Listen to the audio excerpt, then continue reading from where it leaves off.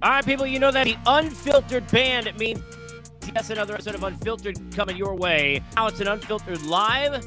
Officially, this will go down as episode number 138. I'm entitling it, Let's Get Physical. Carlos Correa, 12 years to the New York Metropolitans. And thank you, Unfiltered Band, as always, for joining us. And thank you to all of you, whether you're on Apple, Spotify, everywhere you get your podcasts, whether you're on my YouTube channel or Believes, which you can get the information on those inside my Twitter bio, whether you're watching on Twitter at Casey Stern or however you are doing so and jumping on board the Unfiltered Revolution. It is good to have you on board. And along the way, I don't know how long this is going to be. It is rare, and I've been doing this almost 20 years. It is rare, and I've done a ton of radio shows, TV, where your heartbeat is jumping out of your chest for like an hour leading up to just spew and unload what is the following. Steve Cohen from Hawaii with the candlestick. Carlos Correa is a New York Met, pending Let's Get Physical. By the way, let's get this out of the way. As always, we're presented by our good friends at BetOnline. Basketball's back. BetOnline remains your number one source. All your sports betting needs this season. You'll find the latest odds, team matchup info, player news, and game trends over at BetOnline. Your continued source for all your sports wagering information. BetOnline's got live betting, free contests, giveaways all season long. It's always the fastest and easiest way to bet all your favorite sports and events, whether it's NFL, NBA, NHL, MMA, tennis, boxing, even golf. It's simple. Head over to betonline.ag. That's betonline.ag to join. Get your 50% welcome bonus with your first deposit. Make sure to use the promo code BELIEVE. That's BLEAV to receive your rewards. It's BetOnline, where the game starts as we get started here. And I say this, you can always chat with us. I'll respond to tweets afterwards when we're not live, but you can get it on the chat either on YouTube or by opening the box on Twitter and getting in there as well. You can chat with me along the way, and I'll try and hit as many of your comments as I can. I want to start here with this because I feel like, and I've got, look, even my notes are all, I'm all over the place. I woke up this morning, gave the kids their breakfast. They're off this week. They get going at like 6:30 in the morning. I didn't even get on my phone till around 8. When I got on my phone and looked at Twitter, and I saw in my mentions something about Correa, I had somebody messing with me. I thought this was Arson Judge all over again.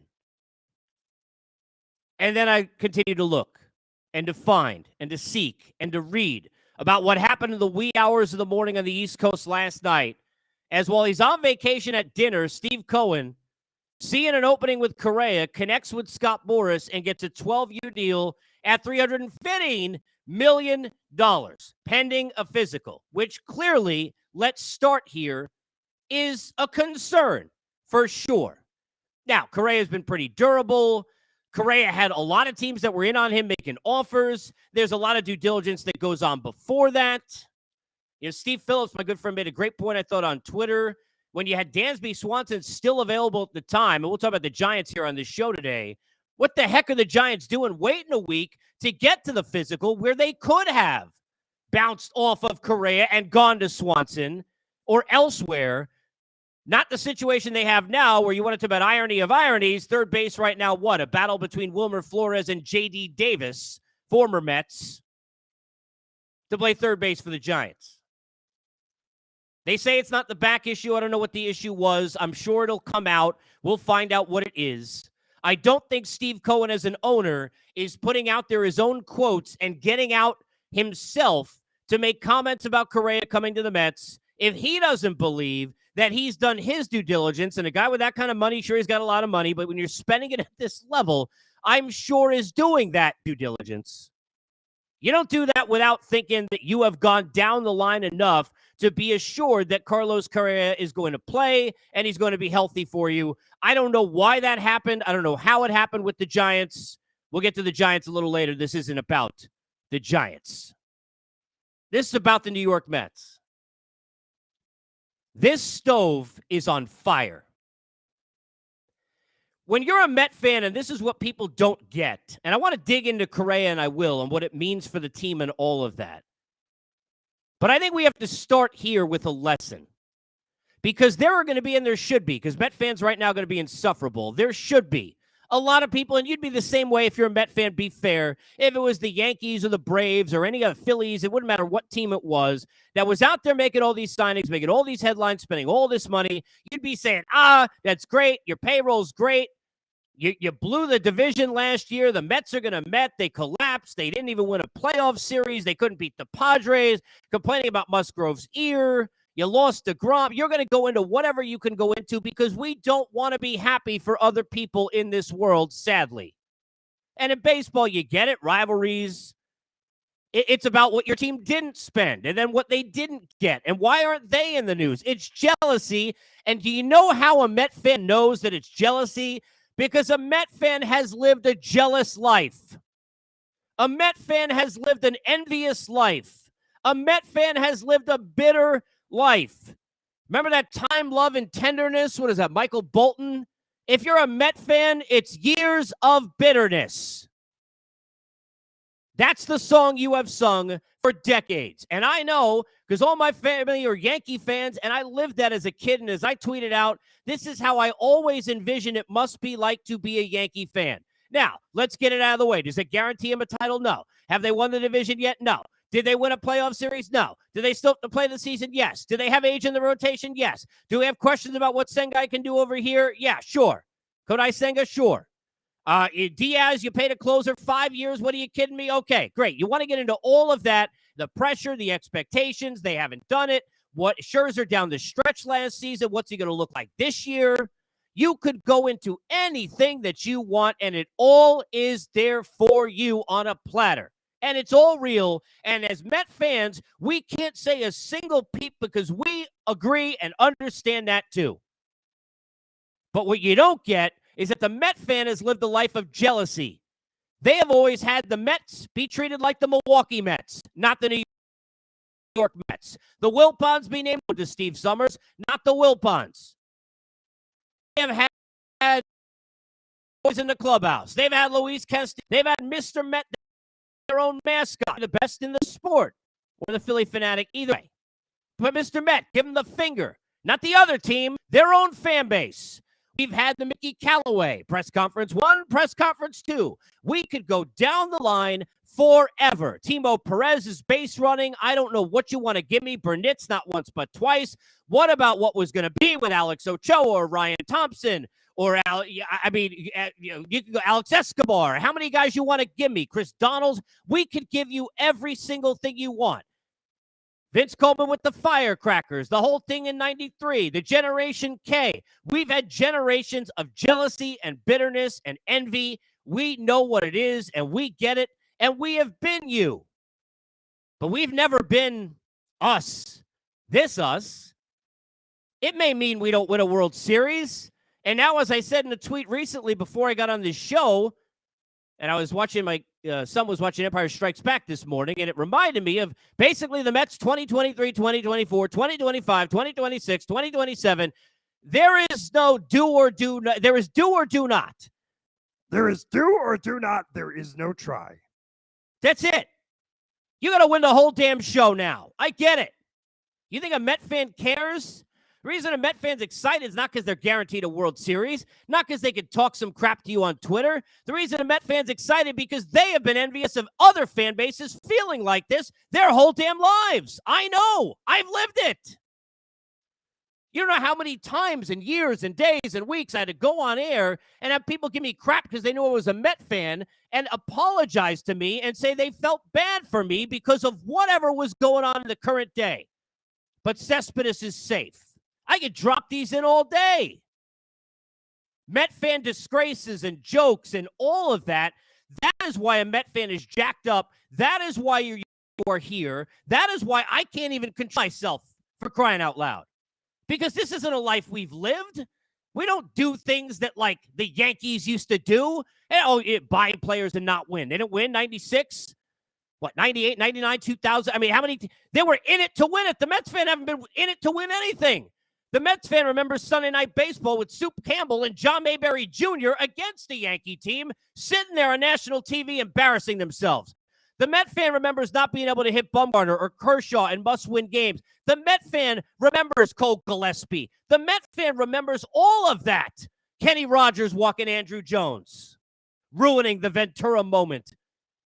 Andy Chavez and Valentin not driving in runs, ruining the catch. And then the Heilman Molina situation, and then the bat on the shoulders with Carlos Beltran. It is Hanukkah. It is Christmas. It is Kwanzaa. It is dogs and cats living together. Mass hysteria. If you are a freaking Met fan and you eat that shit all up, own it. Love it. In it. Swim in it. Guaranteed anything. But with the people under Met fans, instead of Met not sitting there, we're going to go win 3 World Series, the Met fans, players do, as crazy as that may sound. World Series, they go 1-2 and they're going to freak out. The Met fans still got visions of Willingham and Miguel Olivo against Tom Glavine, giving up 7 runs. The Met fans still got visions of being down, 7-0 when Piazza hit the 3-run home run. Was it off Smoltz to tie the game that they lost anyway? Met fans got visions of Jerry's Familia. Mets fans got visions of Armando Benitez. They got all that in the back of their head. You don't need to tell them. But what people need to understand is why a Met fan is going to be insufferable, why a Met fan is going to enjoy the hell out of all this, is because we haven't enjoyed anything. I used to say, even in 2015, covering it, I sit there on the air every day in the second half of the season be like, Met fans didn't even enjoy. They weren't a good team. Just a Soup Campbell year. And here's Cespedes. And then they did Drew Storen. Thank you very much, Matt Williams, a couple of times. And all of a sudden, then Daniel Murphy. And you are where you are. And I mean, they were in the World Series, but all they remember is Terry Collins and Matt Harvey and Lucas Duda and Eric Hosmer. They don't remember anything else that even happened. Met fans don't know how to enjoy life. Met fans don't know how to enjoy anything. Again, it ain't time, love, and tenderness. It's years' worth of bitterness. But not today. Not today. Today, you're screaming out your window. Today, you're walking out there in the street. Today, you're out there proudly wearing Met gear. Today, you're out there saying to yourself, I mean, it's like in My Cousin Vinny, where he stands up after Mr. Tipton, and the guy stands up and says, I want him. Everybody wants us to play for us, to be here. Carlos Correa, I need a sip of water. By the way, Believe Network, you can get their swag. Carlos Correa saw an opening, and that's it. Bounced. Look, the physical, what happened. I don't know. We're going to find out if necessarily the Giants were out. They maybe tried to restructure a deal. But the Mets even being in on Carlos Correa after everything they've done, we just dealt with back-to-back days of Senga and Verlander being introduced. Last week of Robertson and Quintana and Raley. The next day followed by Brandon Nimmo. I mean, at this point, the Mets may sign Odell Beckham Jr. That is why a Met fan is pumped and jacked up. That's why I haven't even gotten into this deal, which I will now in 13 minutes, because the deal is for a Met fan that, yeah, we understand what the expectations are, and just look at the infield. Look, I remember when they'd say, best infield ever, and, look, defensively, we understand, Ordonez and Ricardo Alfonso went 99, right, in the cover of Sports Illustrated, and all that stuff. I love John Olerud, maybe the most underrated bet of all time, in my opinion. We don't understand what that infield was. They had a great infield when they had Rice in the infield. But this Pete Alonso and Carlos Correa, are you kidding me? And then I could even say, hey, the guy who could replace 3 of those guys defensively is a glove caliber in Luis Guillorme, who even their bench guys are better than they used to be. But those guys used to be the Soups and the Mayberry Juniors in the middle of the lineup, not the extra dudes. Vogelbach. We don't even know what to do with Francisco Alvarez, and he's the best prospect in the damn game. This isn't a life the Mets have led. We don't know if David Peterson going to make a start. He looked pretty good last year. This isn't a life the Mets have led. In on Liam Hendricks still, even though they got Ottavino and brought him back for a 2-year deal, which we thought, okay, when Robertson's in, Ottavino's gone. This isn't a life the Mets fan has led. It's a great point in the chat, and this is like the example of what I'm talking about here. Used to call MLB radio celebrating the Mets signing Moises Alou. I mean, look, if you're a Met fan, you used to celebrate anything. You were looking for promotions on the calendar that day. Oh, wow, it's fireworks night from Geico. Gotta go. Not anymore. Not anymore. Bill gets in and says, best birthday present ever. Happy birthday, Bill. Happy birthday to you. I mean, this is not normal life. This isn't normal life. In the chat, we're programmed for years to accept winning with a Pittsburgh payroll. Yeah. I remember. Mets have spent more this offseason than I think the Pirates have spent, I don't know, in their history combined. It's absurd. It is absurd. Now let's get to what it means. Carlos Correa is a player who at $350 million, and look, it's over 13 years, so you got to remember, because the money, and it is a lot, but it's the every year in the AAV versus do you pay for the length of term, and the AAV is a little lower. We get that. When you looked at that deal for the Giants, and you got to be, this is how you look at it as your Met fan. What did you think about when you saw it for the Giants? I'll tell you what I thought. I thought too much. I thought too many years. I thought for the Giants, who Aaron Judge would have changed their culture and their franchise, Carlos Correa wasn't going to do that to the extent that they needed, and they had to pay somebody to go do that. When they lost out on Judge, they had to find somebody, the Giants did, to do that. No offense to Mitch Haniger or to Sean Manaea or Ross Stripling or any other nice little moves that they've made. They had to find a guy who could do that, and I thought that's too much for Carlos Correa to do by himself. Probably too much for Judge to do by himself, but Correa is not Aaron Judge. But when you have the money that Steve Cohen has, assuming the physicals, and again, let's get physical. Let's remember that it would be just another Met thing, wouldn't it, if I'm back here in 3 hours doing another show, laughing at everything I'm saying now, because he fails the physical and this blows up and who knows what, and it's been some hoax and hoop-de-doo, right? I don't think I've ever said hoop, but hoop-de-doo-de-doo. For Carlos Correa to come to the Mets, he didn't have to change anything. This is greed. This is the movie Wall Street, Greed is Good. The Mets already won 100 games. The Mets already fortified and deep in a rotation. When you think about the amount of starts Verlander is going to make versus DeGrom, then what Senga could be, what we know of Quintana, even if he's somewhere between last year's great year and what he usually is, that means durability and a lot of innings and replacing some of Bassett, some of Walker. The buildup of Peterson, I would keep Carrasco and not move him. If you got all this money in the world, you don't need to worry about $14 million because you don't care about the tax. Don't move Carrasco.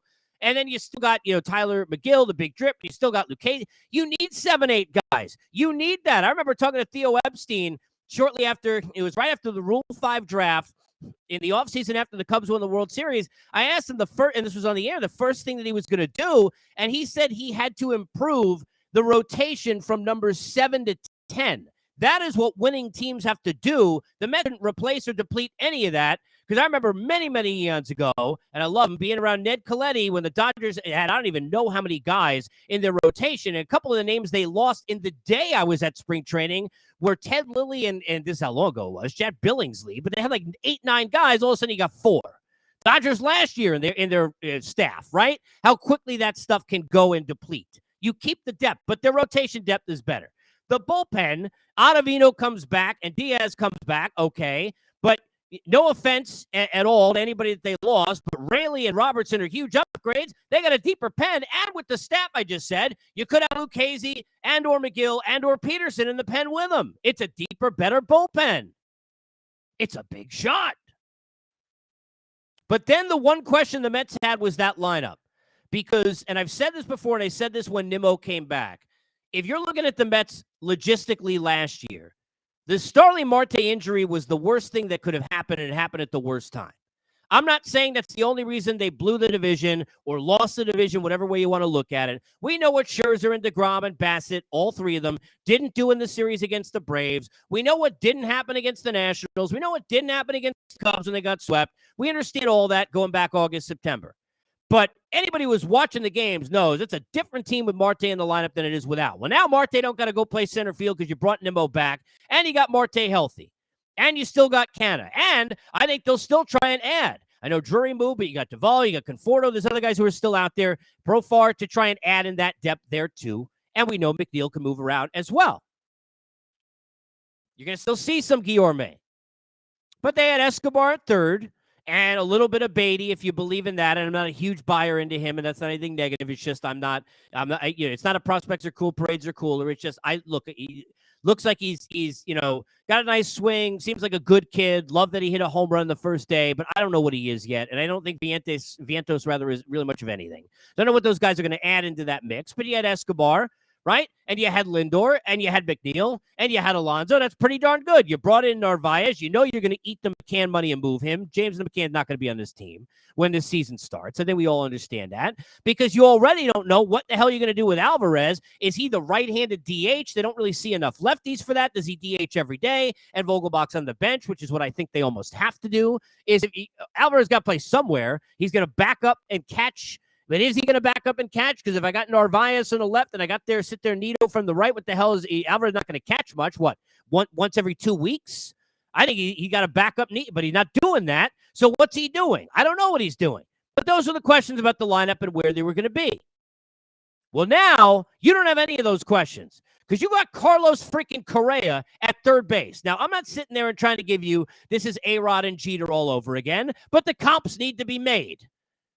No, he's not Alex Rodriguez. And no, Francisco's not, Derek Jeter. But I got news for you. This version of Francisco Lindor was a better player than Derek Jeter was at that point. You could make a very good case. The intangibles and all that stuff. And look, I love Derek Jeter. I think he was criminally underrated at the end of his career because everybody had crapped on him so much. But I'm just saying, now you got Correa moving over to third base. And what can you do with that? How is that going to work? But this lineup, which you had problems hitting any kind of good pitching the last couple of months. Even against bad teams, they couldn't hit anyone, seemingly, when Marte wasn't in the lineup. There were times down the stretch, including in the Padres series, where Nimmo and McNeil were the only great at-bats you had, and everywhere else seemed like a bunch of Swiss cheese in the middle of it, and 5 holes in your lineup. Well, now you bring in Carlos Correa, who, let me circle back, doesn't need to get paid $315 to change your culture. He's getting paid $315 because that's what it took to get him. He's getting paid 12 years because that's what it took to get him.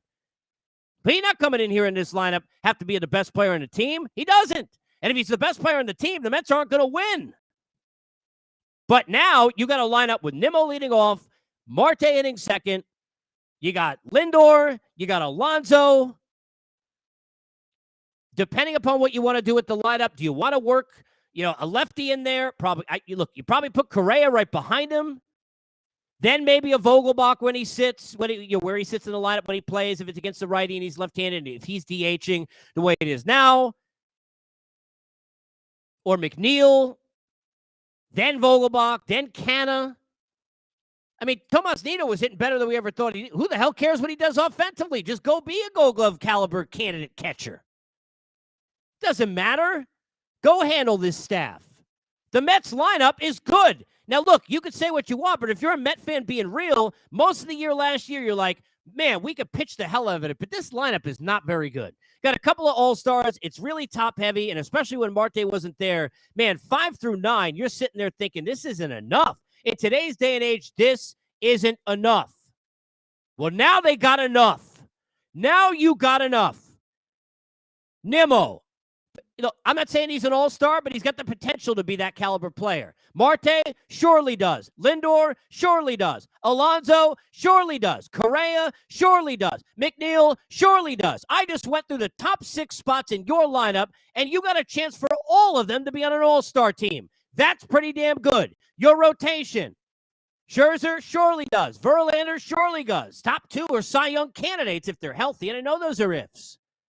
If Senga does what he seemingly can do, he might be one of the best number 3s in the sport, for all we know. But he and Quintana and Carrasco, 3 through 5, behind what they got 1-2, that's the best rotation in the game. Bullpen. Oh, you got Edwin Diaz. That's great, but what's setting him up? I don't know. 3 dudes who had like whips under 1 and terrific years in Robertson and Raley, a team that couldn't get lefties out, that was sitting there throwing out Joely all the time. No offense to Joely Rodriguez and Dave Peterson in a bullpen when they could because they couldn't get lefties. You got Robertson, who's got reverse splits. You got Raley, who's left-handed. They still might even go get another one. They're still looking at right-handed Liam Hendricks. They are not done. Because when you spend, you either go for it and try and win it all, or what the hell is the point in spending? And that brings me to this. And this is the most important part of anything I'm going to say today. Of anything. Thank you, Steve Cohen. Man, I don't know if this team's going to win a World Series. I don't know if they're going to have the biggest Mets being Met year ever. And we've seen Generation K and the greatest team ever put together. And all these, look, the Met fans, the collapse in 07 and 08. We have seen failures when it seemed like everything was put together, even though those years were few and far between. Just look at what the teams in the 80s didn't do for all that they seemed to be ready to do after 86. And there are different reasons in all of those different scenarios. Many different reasons in many different scenarios.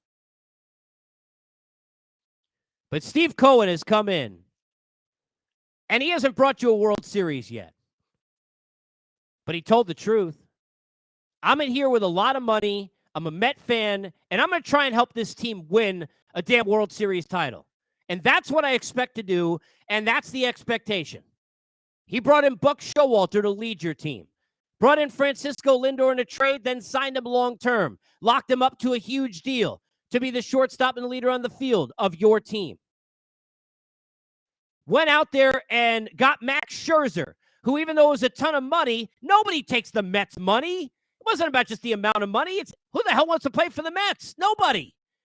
At times, there are Met fans' life. It's like, and I'm not a Jet fan, thankfully. I root for the other Giants, the ones that have a chance to make a playoffs this year. Sorry, San Francisco. But it would be like if you're the Jets. Who's going to play for them? I don't care how much money it is. But he brought you Max Scherzer.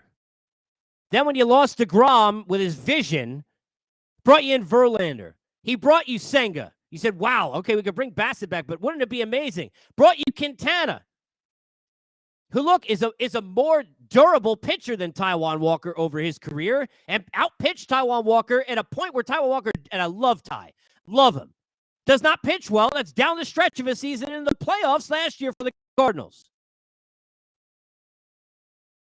He back Edwin Diaz and gave him the 2 years nobody wants to give a closer in years 4 and 5 at 20 a pop because he had to do it.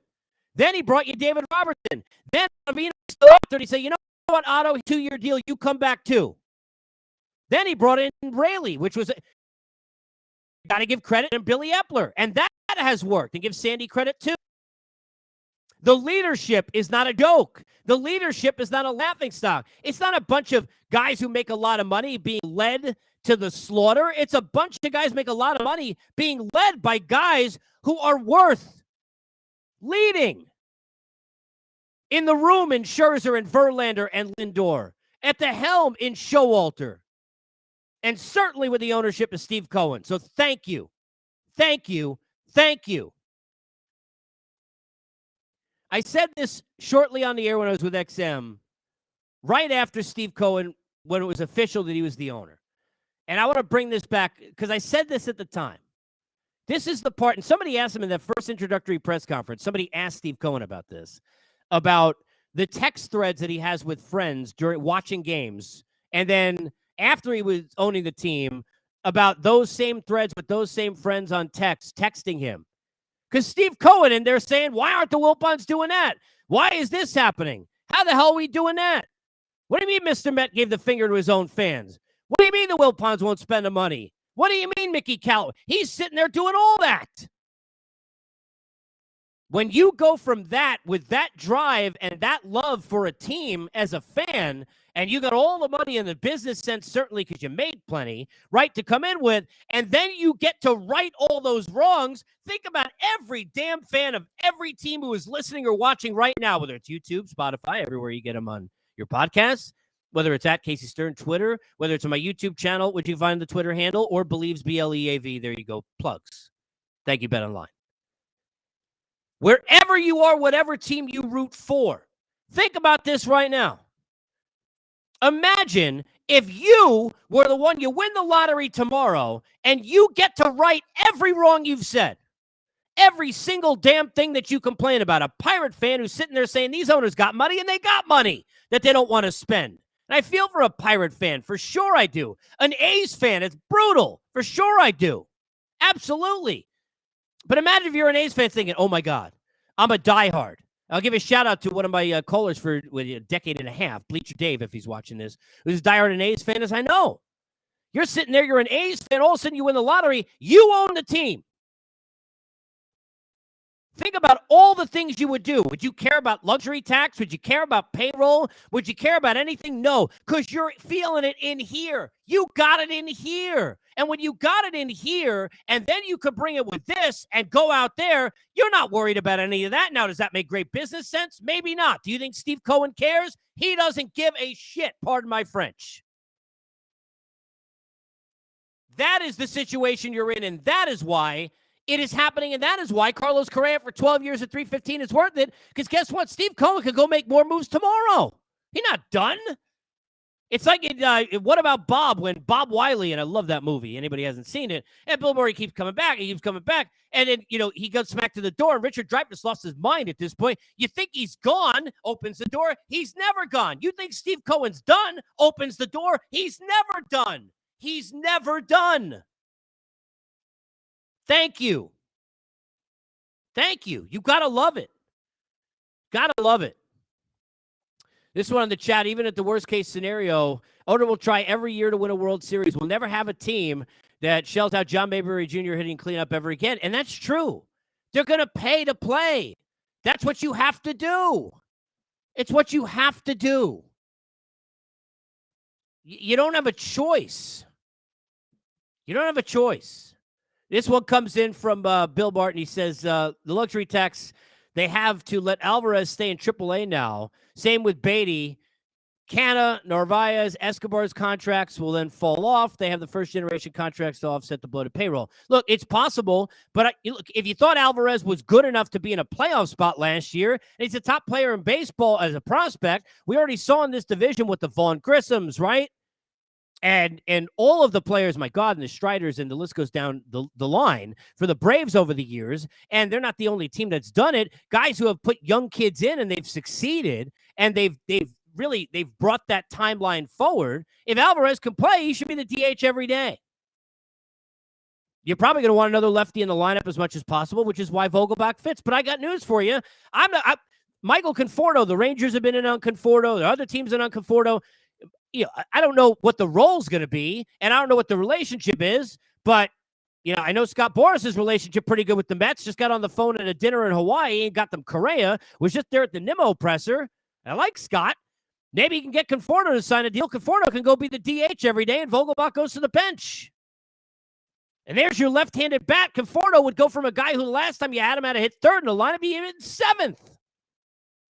Not a lot of pressure. Not a lot of pressure.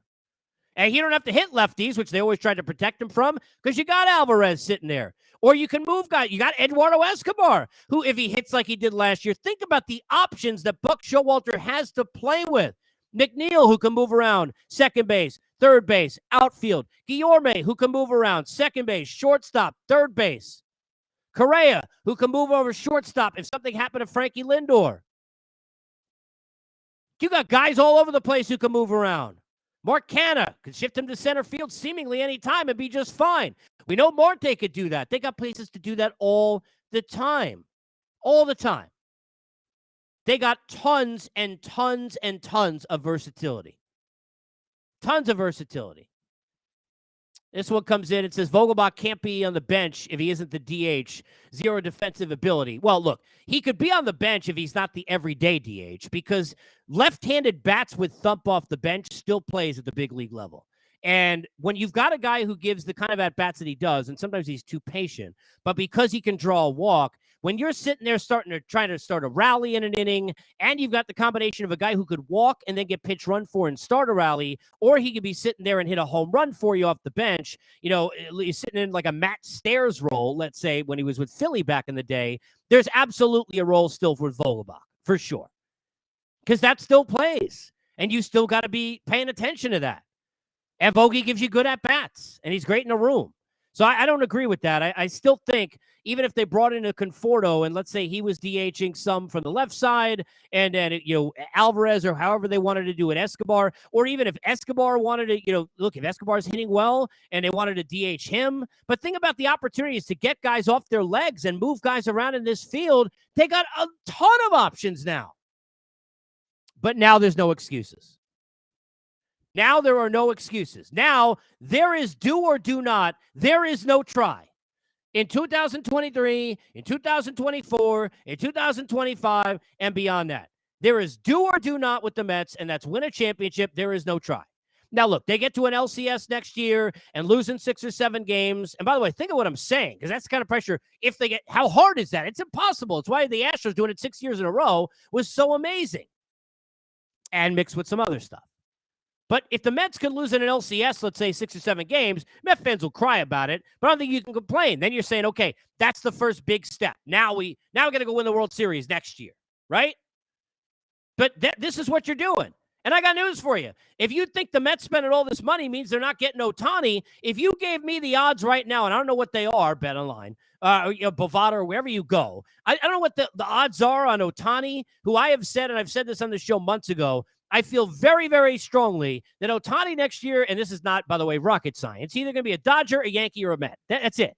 That's it. This guy knows the money he's worth. He's all about, and I don't mean in a bad way, loves and soaks up every way you should, the spotlight, and is a star. And that's where you want to be a star. No offense, because down the 5 freeway, not L.A. It's with the Dodgers in that uniform, the Yankees or the Mets. That's where Ohtani's going to go. You think right now that because the Mets spent all this money and now they got Correa, they're out on Ohtani? I would put them as the favorite to get Ohtani because Steve Cohen gives no Fs. He doesn't care. F isn't even in his alphabet.